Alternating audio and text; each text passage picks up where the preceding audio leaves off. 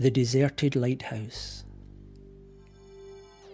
On the night the Eilean Mor Lighthouse went dark, two sailors on the brigantine Fairwind saw a terrifying sight.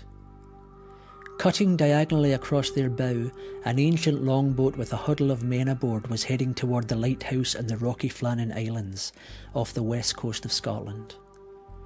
The sailors called out to them, but there was no answer.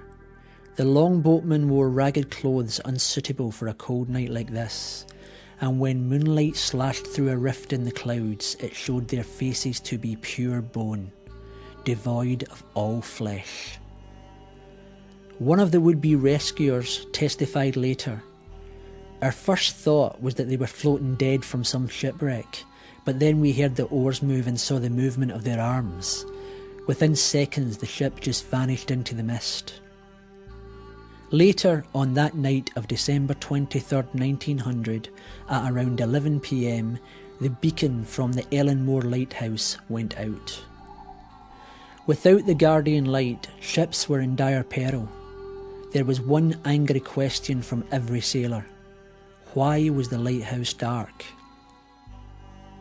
On the day after Christmas, the supply vessel Hesperus set out for the islands to investigate. When there was no answer to repeated signals, crewmen set out in a small boat to the landing dock. As they tied up, they were chilled by the strange eerie silence and the thick mist that seemed to be everywhere. The lighthouse had been staffed by 3 Englishmen, Eric Taylor, Thomas Hill and John Farthing, but no one was there to welcome the Hesperus. When the Hesperus crew members entered the lighthouse, they noticed nothing untoward. The lamps were all trimmed and ready, the beds made and the dishes and kitchen utensils washed and neatly stacked. There were no signs of violence and the larders were well stocked. Of the 3 keepers, however, not a trace could be found. As the searchers climbed through the empty lighthouse, they found only 2 things that struck them as unusual. On the stairway and in a cubbyhole office where the log was kept, there were shreds of a type of seaweed that was unknown to them. No lighthouse keeper had ever been known to abandon his post even in the worst weather, and this was a point repeatedly made during the inquiry which followed. An inquiry which was hushed to silence by the reading of the logbook kept by the head lighthouse keeper, Eric Taylor.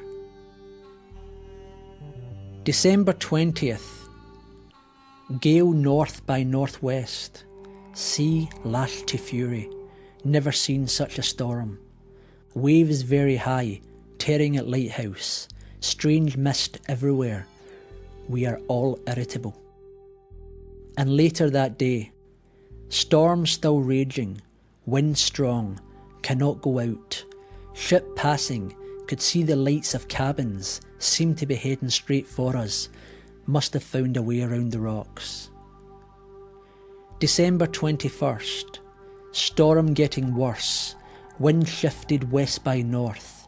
The mist is getting thicker. And later. 10 p.m. Heard a ship very close by.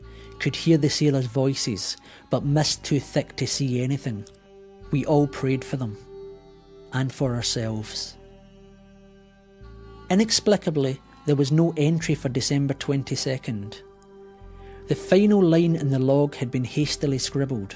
It read, December 23rd, 11 p.m. God help us all.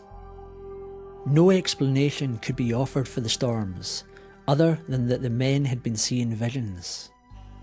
Where the log entries had reported gales lashing the Flannan Isles, there had been none at all on the nearby island of Lewis.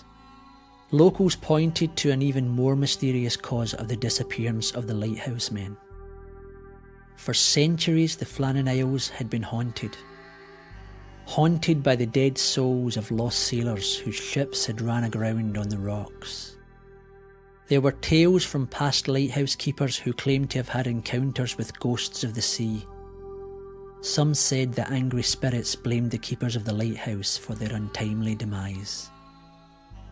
Hebridean farmers might sail there during daylight to tend their sheep, but no one except the foolish Sassenachs who worked the lighthouse dared stay overnight. Did the souls of long-dead oarsmen come back to wreak some terrible revenge on the lighthouse keepers who failed to save them?